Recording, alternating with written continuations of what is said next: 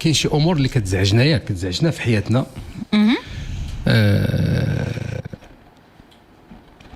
وكنقدروا ندبروها ونتجاوزوها، وكاين شي امور تنتقهروا فيها وتنكونوا بعدا مقهورين وغادي تنزيدوا نكملوا فاش كنطيحوا فيها. هما ديالاش هي ملي كتكون عندك شي واحد مريض ولقينا تبارك الله الفلوس وغادي تمشي للمصحه. ما نهضرش على الناس المستشفيات هذيك حريره اخرى، تمشيو للمصحه وكتدخل واحد المصحه وكيديروا لك هاد المصحات، يعني اغلبيه ديالهم باش مره اخرى ما نعممش، يمكن كاين شي مصحات تيحترموا نفسهم، تيحترموا الانسانيه، تيحترموا الضعف ديال الانسان، تيحترموا الضغط اللي تيكون فيه الانسان وعندهم الانسانيه.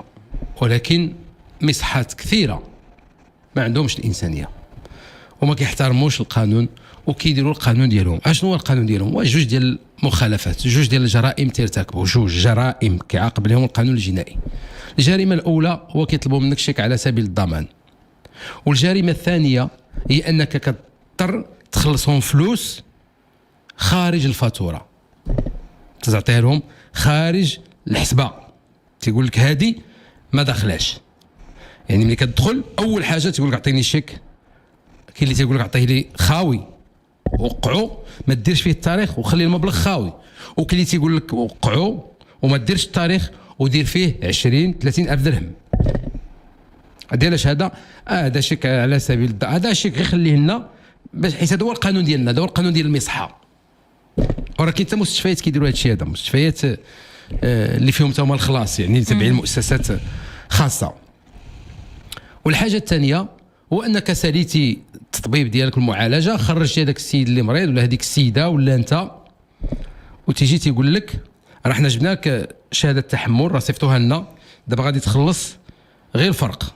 واخا ملي كتجي كتقول لهم الفاتوره فيها 30 ألف درهم، هما تحملوا 25 ألف درهم، اذا بقات لي 5000 درهم. تيقول لك لا، هذه 5000 درهم ديال الفاتوره، وكاين واحد 8000 درهم او 10000 درهم بوحدها، حيت هذه ما كندخلوهاش، حيت هذوك الناس اللي عطاونا شهاده التحمل راه ما تيخلصوناش فيها، ما كيردوها لناش، هذه كتخلصها بوحدها، هذه راه واخا نطلبوها له حنا ما يردوها لناش، انت اللي خصك تخلصها. كيفاش؟ شنو هو نظام التغطيه؟ شنو هو التامين على الصحه؟ هو انه كتكون عندي، الا كانت عندي شهاده تحمل كيخصني نخلص الفرق الغير الذي كيسميوه بالفرنسيه لو تيير ريغولاتور. يعني كاين المصحه، كاين الجهاز او المؤسسه الاجتماعيه اللي كدير التامين، وكاين المريض.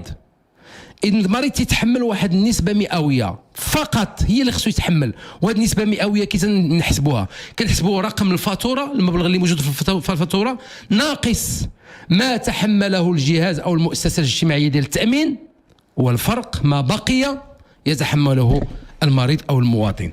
فاذا به تتفاجئ بان غتحمل هذا الفرق بالاضافه لاشياء اخرى. وهذا الشيء الناس كيعيشوه، ولكن حيت كيكونوا مقهورين بالظرف اللي تيكون فيه. اولا عندنا واحد النفس ما كنرضاوش، واخا تكون قاري وعارف الحقوق ديالك وواعي، ولكن كتدخل انت مدخل امك، تقول واش انا غادي نتشطر على امي؟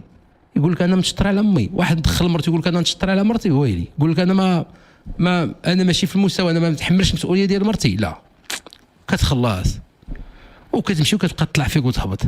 يمكن هذا عنده، واللي ما عندوش اللي مشى سلف باش يخلص داك القسط اللي خصو هو يتحمله.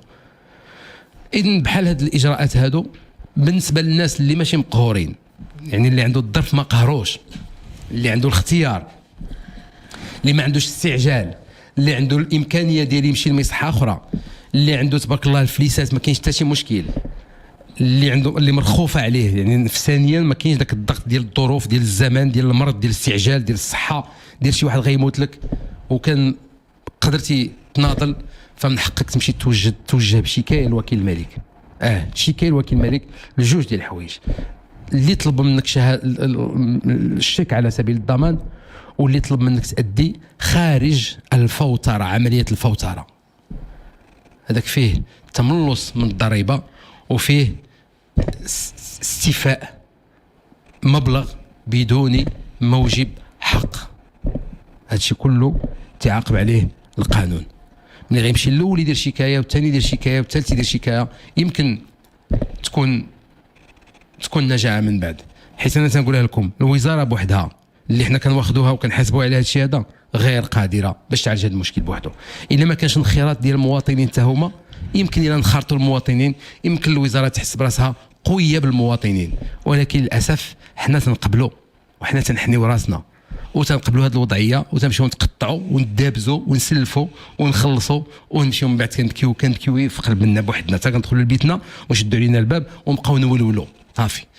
ولكن ما نفعلش القانون، حيت تقول لك واش هذا القانون والي، هذا القانون زعما هذا وكيل الملك يعطي تعليمات الشرطه القضائيه باش الشرطه القضائيه تمشي تضرب على ذاك المصحه، هذاك المصحه قدا قداش، ولا ذاك المؤسسه الطبيه المستشفى قداش معروف.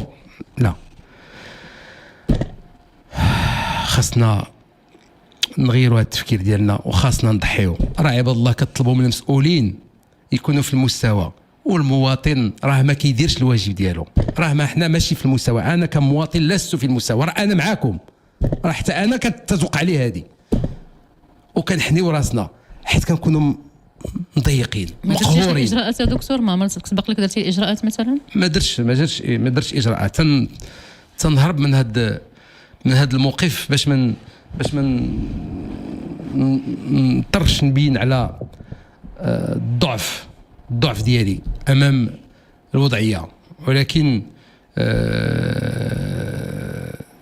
انا قلت لك كتجي كتقول واش دابا اللي نفرض واحد الانسان ديمو في المقربين صعيب تبقى تفكر. فهمتي؟ راه واخا دابا انت عندك الحق وغتوقف وغتغوت وغادي دير وغتمشي دير شكايه ودير معاينه وتجيب مفوض قضائي ودير لهم انذار، ولكن امك راه تتكرفص، راه كتكرفص، راه كتموت، راه كتضيع وانت كتشوفها. ممكن واحد اخر دكتور من الاقارب العائله مثلا، ما سمعتكش؟ شي واحد اخر من نفس العائله ممكن يقوم بالاجراءات عوض المقرب لهذا المريض. لا ما كاينش. ملي تكون انت مع امك شكون اللي غادي يقوم بهذا الاجراء؟ خوك واحد اخر راه معك في الازمه، راه معك عايش معك المشكل. ما يمكنش. راه هادشي راه هاد الناس ديال المصحه عارفينك في واحد الوضعيه انت ما عندكش فين تكحز، ما عندكش، كيقبطوك كيديروا فيك ما بغاو، وهما عاوتاني كيتبرروا هادشي الصحه، تيقول لك هادشي اللي كنديروا لنا، هاد الفوتره اللي كاينه دابا، هاد النظام ديال التسعيره ما غاديش نخرجوا، ما نوقفوش على رجلينا، والمواطن تيدفع الثمن.